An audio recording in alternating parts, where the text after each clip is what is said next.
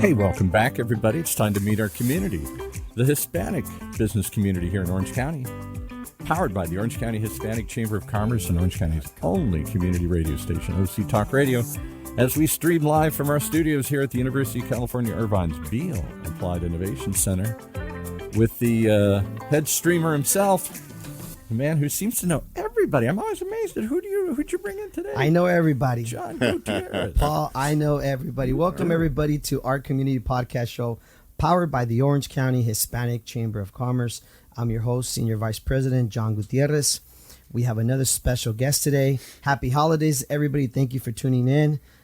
Today we have with us Mr. Dave DesRochers, who is the founder and CEO of the First and Goal Project, Inc., which is a nonprofit. He's also the vice president of the NFLPA Orange County chapter. He's a former NFL player for the Seattle Seahawks and WLAF Montreal Machine, but most importantly, a dear friend of ours and what I like to call a community hero, a community leader. Welcome, Dave, to our show. Thanks a lot, John. I appreciate it, man. It's good to be here. And you have that great voice, man. You should be in radio. Well, it's funny. So I did a radio interview with her name will come to me at the end of the interview. But anyways, she had me do a mic check, and I did, check 1 2, check 1 2. She goes, "Is that the voice you're going to use?" I said, "Most of the time, yes. Unless I get excited, then it goes a decibel up." You're like, "It's the only one I got." Yeah, that's what I got. Yes. Well, we're going to go into in a bit later into everything you're doing in the community, which is really great. I've been showing, of course, the flyer here with our guest, this great first annual Celebrity and Veteran Golf Invitational Tournament, which benefits, of course, a great foundation, which you have started. Mm-hmm. And we'll go into all of that because you've got some great NFL players, some great veterans, and we appreciate everything you do with our chamber. You're always supporting us. But most importantly, did we lose? Are we good, Dave? Paul? I'm just messing with your headset, so that's okay. Okay, right. We're good. Now I got two voices in my head. I got this concussion issue, man. So careful, you're gonna throw me off. We're messing with you, right? Oh my gosh, God is talking to me. I had to show that somebody else has a deep voice here too. Yes, okay, right. Oh, right. So we'll go into a little bit. We like to get to know our guests, and Dave, if you don't mind sharing a little bit about where'd you grow up? Tell us about Dave and where'd you grow up, and how did you end up, getting into NFL? Of course, you are 6'7". Yeah. So that helps a little bit, right? It did. It's funny though, John. That story's more than the allotment of time that we have. But I'm a Southern California boy. I grew up in Glendora, California. I was born in Duarte. Duarte. Okay. Yeah.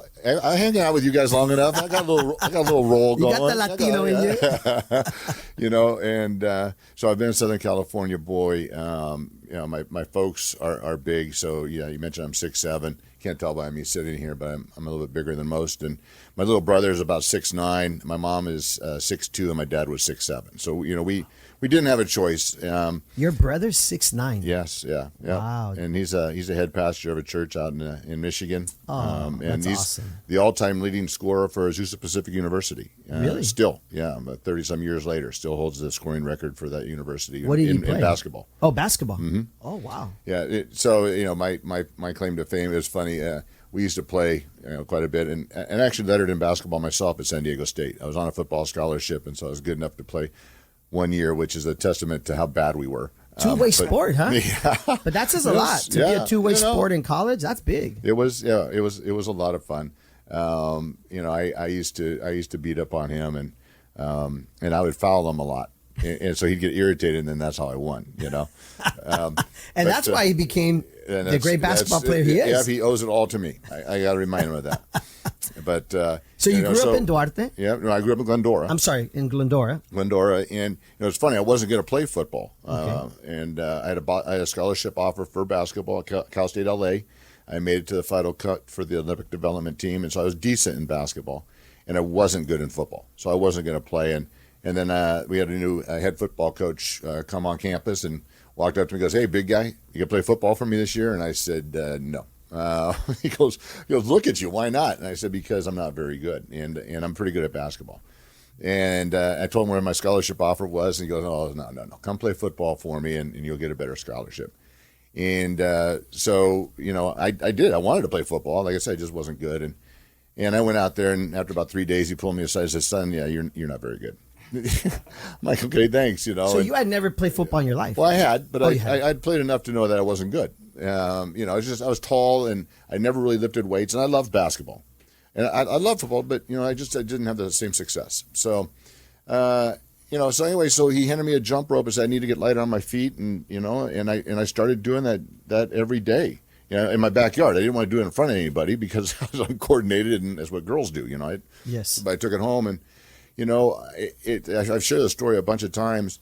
Did it make me any better at football? I don't know. But when I showed him how good I got at it, he gave me so many accolades, and it showed him I was willing to do whatever it took to be on that field because he didn't need me on that team. That team, my senior year, we had 5 guys go Division I. Really? We had 2 of us made it to the NFL. So, we had a really good football team, but I earned a position on that field, and then his promise did come true. I had 5 scholarship offers for football, and 1 joint at Fullerton, and I chose San Diego State. And the Aztecs. Yep. And then I had a decent career there, and we got invited to play in the Hula Bowl and drafted by the Seattle Seahawks, and was up there 88, 89, got released, and then played 2 years in Montreal with the World League of American Football, which turned into the NFL Europe.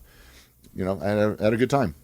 What's that like? I mean, when you're growing up and you make it to the NFL, is that you realize, wow, such great athletes around you? I mean, not all of us get to experience that. What's that like? It was, and especially for, I was a 12th round draft pick, I was hoping to go higher in the draft, but it is what it is, and not expected to make the team, and then to make it was a huge achievement. But you got drafted. Yeah, I got That's drafted. Huge. And that was, like I said, it's all good. Back in those days, the phone was connected to the wall.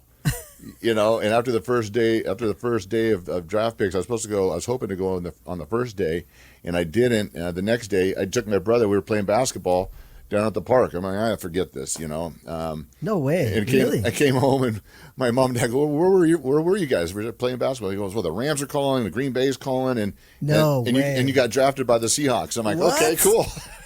That is an awesome story, I'm man. like, all right, so While you're playing basketball with your brother. Yeah, so and the funny thing is everyone goes, oh my gosh, DesRochers, you're going to hate it up there. Really? Well, I'm a Southern California boy, and That's everyone true. knows Seattle. It rains.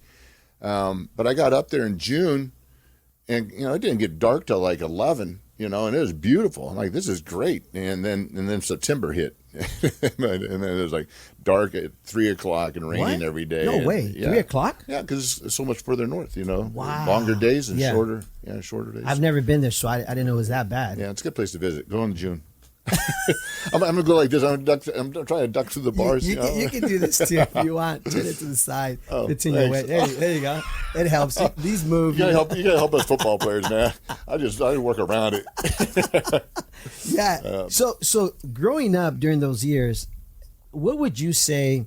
Did you have some mentors? Did you have people that were there for you that you feel that now later in your life really impacted you? Yeah, well, certainly my parents. My parents, my brother and I, we both played sports. Whether we went from soccer to basketball to baseball, and different times, different deals, and they were always 100% supportive of us. And then my high school football coach, who believed in me and got me on that field. I'm friends with him to this day. We have breakfast once in a while. That's nice. Coach Chris Conlon. Coach. Shout out to the coach. He lives right here in Irvine. It was really neat. He saw that I do a lot of public speaking, and we'll talk about all the stuff that I do. And he goes, Dave, next time that you do a presentation, I would love to be there. I'd love to hear you do this. Well, I got asked to speak to the counselors for the Garden Grove Boys and Girls Club. And I said yes to it. Then I was told that there'd be about 500 people there. And so I never, I do a lot of speaking, but I've never spoken in front of 500 people. But So I invited him, and he didn't know that story was part of something I was going to share, because these are all counselors that are working with boys and girls, right? Of course, and you never know when you're going to have an opportunity to change somebody's life. Exactly. And I was a Boys Club kid. Okay. Santa Boys Club, as you know, that's why AC Green and I connected, because of the Santa Boys Club. Yeah. So very dear to my heart. Thank you for doing that. Yeah, and That's so awesome. Yeah, it was really neat because I shared the story about how he changed my life, and he got a huge ovation, and he hated it. Oh my gosh, he shot me.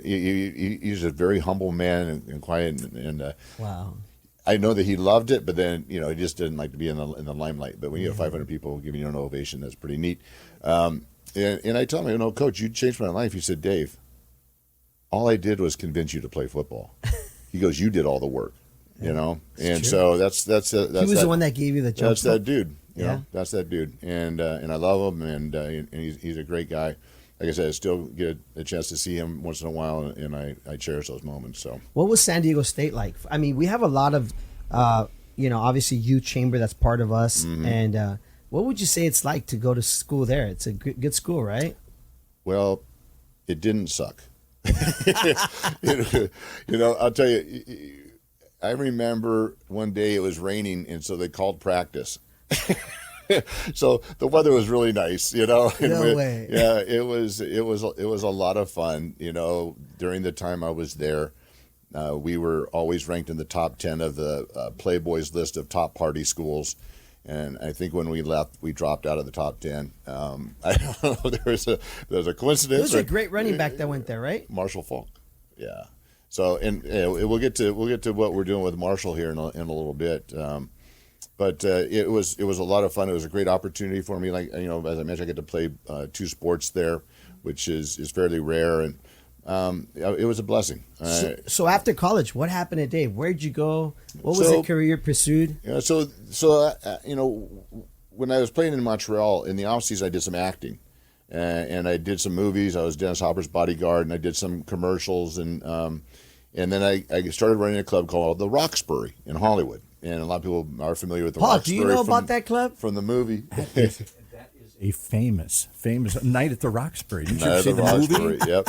So on. the namesake is there, but any given night it was Cher, Stallone, Eddie Murphy. Really? Yeah, every night. Every night was packed. I hear a common theme between beautiful places, beautiful people, beautiful girls. There's a certain commonality running through the story here. It does seem You live such a rough life, I know. Paul. Paul is what he's saying, right? It's horrible. So it was an experience working there. So it was a blast, and so it's funny. I met a guy who every time he came, he would give me a few $100 to get his people into the VIP room where all the stars were, but he would just sit and talk with me. And then finally he said, hey, look, I'd like you to come work for me. I'm a developer, and I need a project manager. And I said, well, I don't know construction from nothing. And he said, look, all I need is somebody I can trust and somebody that I believe can handle a budget and manage. He goes, look, I've talked to you enough times. I believe you're intelligent enough I could teach you the trade. And he said, and I believe I can trust you because every time I see you, you're wearing your wedding ring and you're in Hollywood. So, wow. And I'm like, okay, that was an interesting take. And so I said, well, after this season, I'll let you know in Montreal. Well, after the end of the season, the Raiders and the Redskins wanted me to come to camp. And I said, well, here's what's going on. He goes, all right, look, how much money can you make if you make the team? And so I looked, and an average offensive lineman at that time was making $250,000. Now they're making $2.5 million. Today, I'd go to camp. Back then, I said $250,000. But $250,000 is a lot of money still back then. Back in the early 90s. So, but he said, look, you can make that working for me. Really? I said, I'm done with football, Really? Yeah, and walked away. And fortunately, I did. Because I was one of those crazy guys. My helmets are all scarred. I was a nut. I was running all over the place. I was 350 pounds, in great shape, and I liked hitting people. Wow. And I have buddies today that did play those 6, 7, 8 years, and you can tell. Wow. And so I was very fortunate that God intervened and said, no, go use your brain and do something else. Now, that didn't quite work out, but he also owned a financial planning firm, and he paid for me to get all my licenses. I got my general contractor's license. Land values dropped where we had a project. We were going to build a golf course community up in Quartz Hill. Robert Trent Jones Jr. Already designed the course and whatever. So he owned a financial planning firm, so he paid for me to get my Series 7 and my various licenses, and I went on to do that for 20 years. So that's what you transitioned into. So at least it was a great opportunity that something else turned out of it, right? It did. It's funny. My first year I made $5,000, and my wife goes, are are you sure you should be doing this?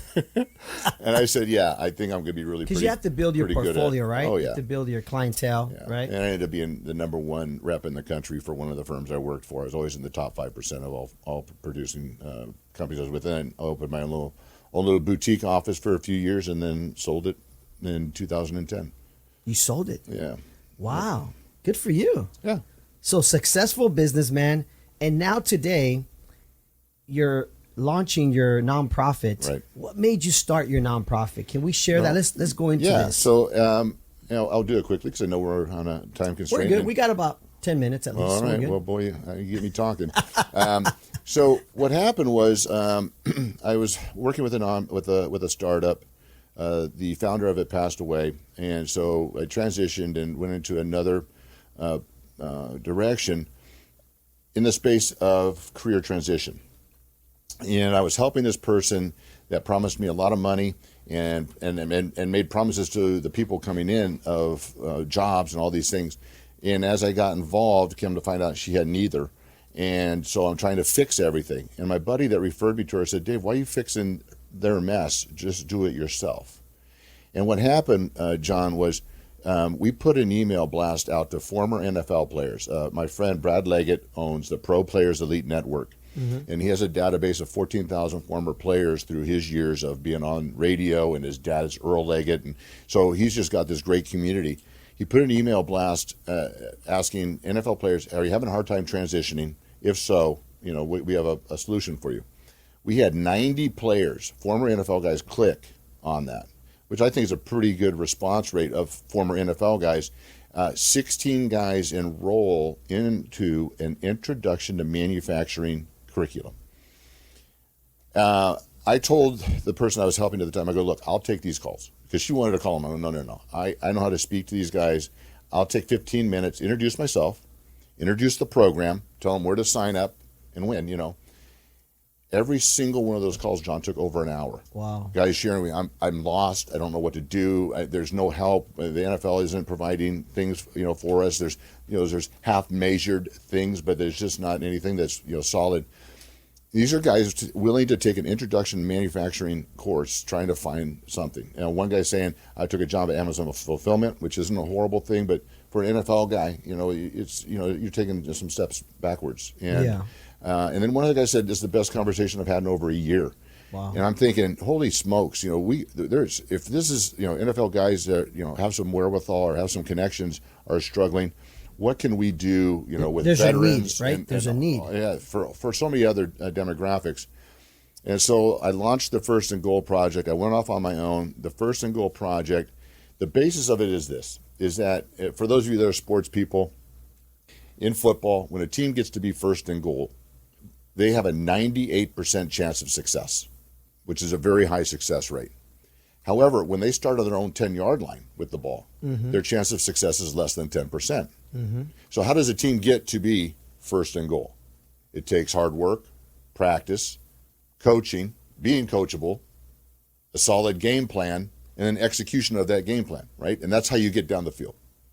Well, the First and Goal project is going to provide those things to individuals to place them in the best chance of success through the form of certification, training, mentoring, the coaching aspect, and help people better their social economic situation or help them transition.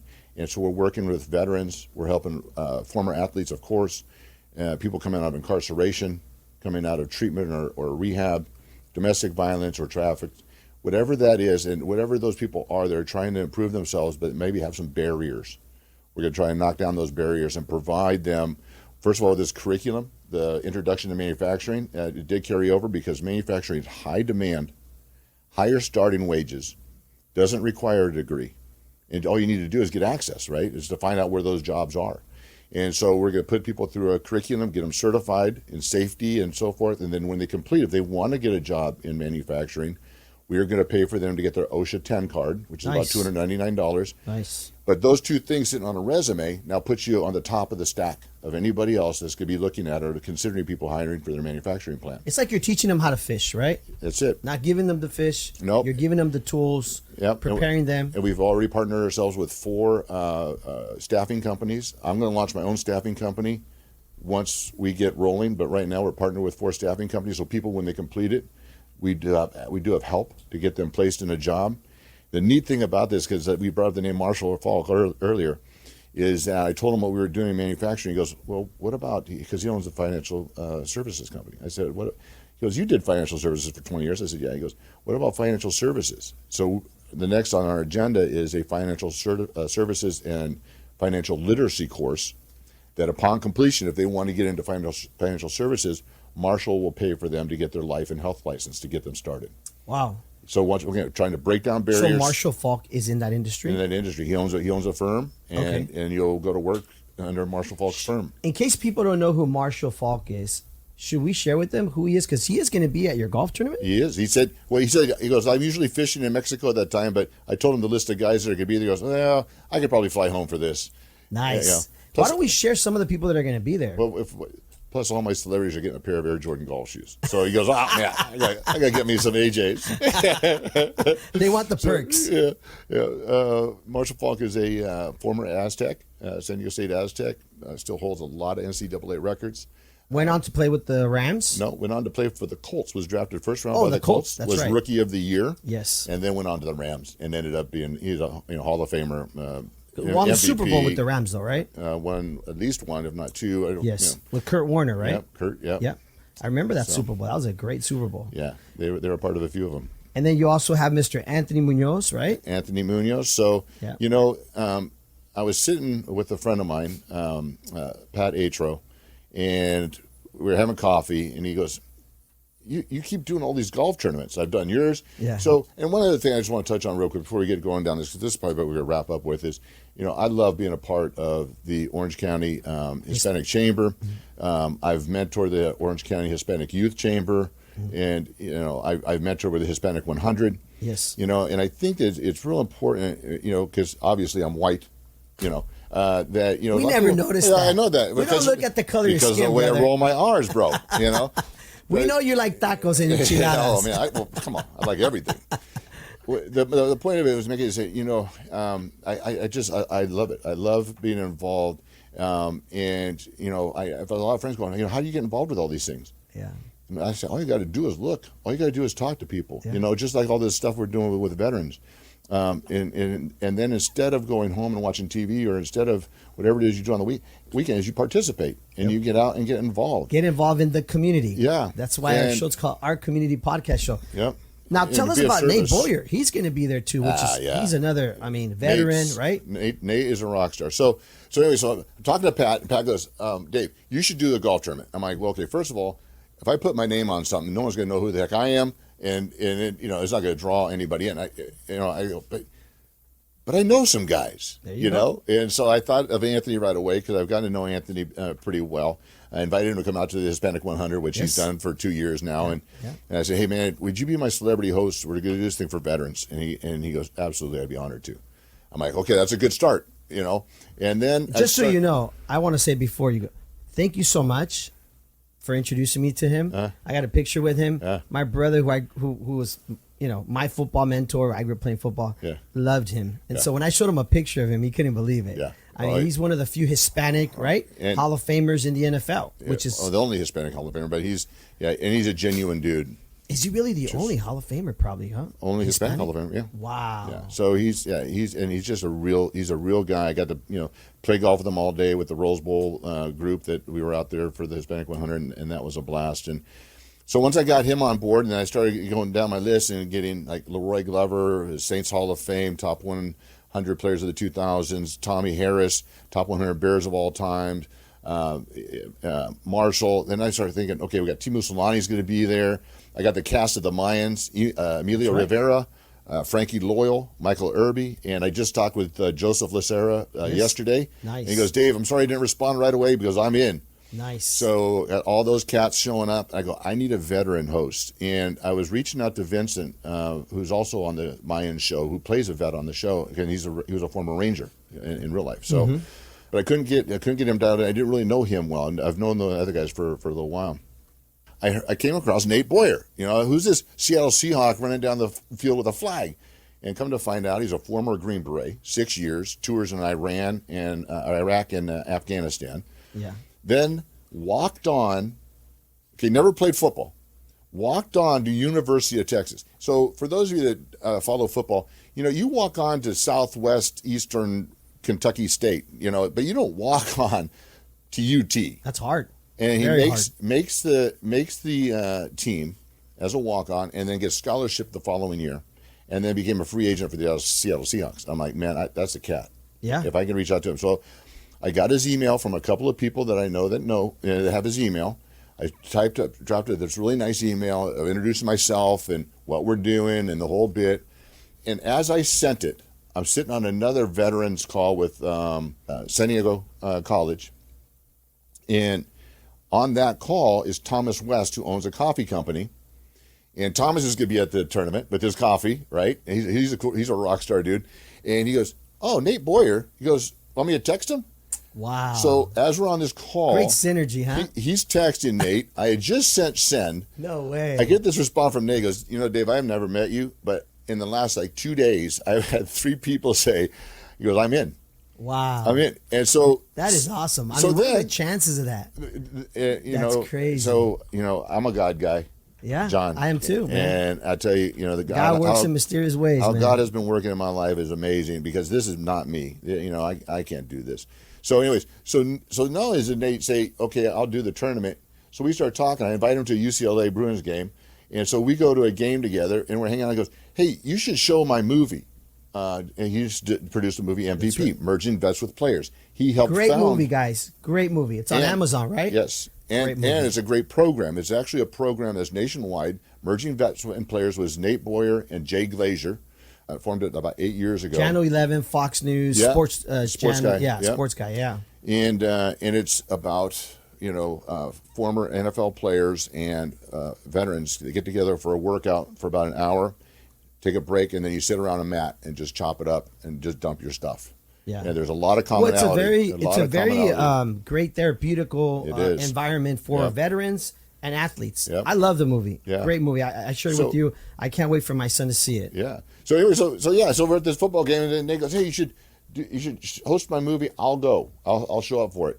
And I'm like, "Oh, that's a neat idea." So we rent the movie theater out. Yeah. I invited you. I invited a bunch of people. Great event, by the way. And a bunch of people showed up. We had 9 former players. We had over 30 veterans, and a bunch of friends. That was really cool. And it was 100 people or so. We packed the stadium or the movie theater.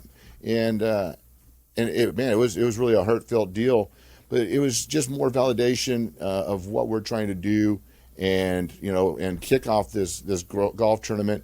Just a few things on the golf tournament. It's 100% for veterans and veteran support programs. Care Possible provides counseling and treatment for veterans and their families. Veterans Legal Institute, VLI, provides free legal assistance for veterans trying to get housing or benefits. Patriots and Paws provides furniture, carte blanche. You have warehouses full of stuff. You pull up with a truck and you just go shopping, and it's all you got to do is be a vet or active military. No red tape, no bureaucracy. Just go and they help you out with household items, everything. And then MVP is a beneficiary of it, and then of course our nonprofit will benefit as well. On the course, we're going to have 2 Valor holes set up, stadium seating, 20-25 chairs for vets that can't play or don't want to play but just want to hang out. Yes. And they could cheer, boo, heckle, whatever. All the foursomes coming through, meet the celebrities. They'll be hosted all day by Carly Zammini with the ZRE Group. She's a great realtor here in Southern California. She's sponsoring both those holes for our veterans.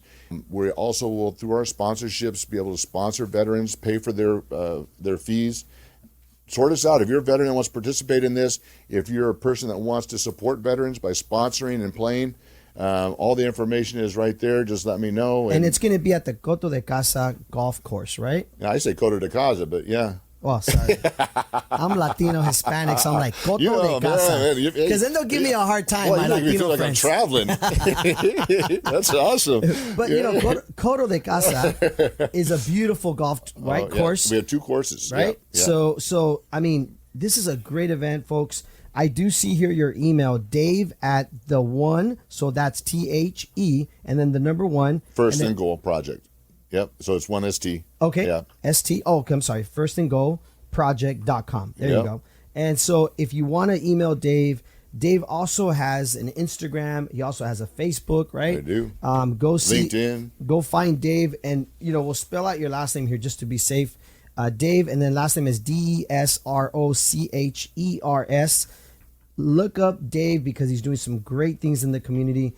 This golf tournament's going to be off the hook. Oh, it's going to be. It's going to be awesome, brother. Well, and we talked about the celebrities that are confirmed. Yeah. The list is. It's going to grow. It actually, and I don't want to jinx anything, but March 20th, so we got time. Oh yeah, and it's going to sell out quick. It's going to be more than a golf deal. We have media coverage. It's going to be an event. Well, it's great networking. It's great marketing. Yes. If you own a business, if you're part of a corporation, folks, this is where you want to be because it's great synergy, great networking. You told many great stories of how you were, at the right place at the right time. You met the right people. But if you don't put yourself there, it never happens. That's right. Right? If you sit at home watching TV, it just doesn't happen. Right. You got to get out there to meet people. And this is one of those events that people got to get out there. Paul's giving me the stinky eye. We got to go because we only got 30 minutes. Dave, thank you so much for being here, brother. I really appreciate it. Yep. Nothing but love. Yep. You're always supporting our events. Folks, thank you for tuning in. Please reach out to Dave. And again, thank you for tuning in to our community podcast show powered by the Orange County Hispanic Chamber of Commerce. Folks, happy holidays. Merry Christmas. And wishing everybody the very best. Paul, take it away, sir.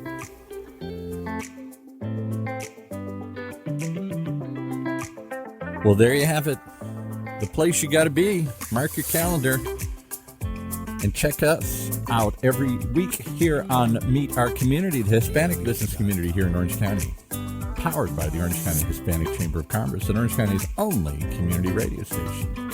Streaming live from our studios here at the University of California, Irvine's Beale Applied Innovation Center.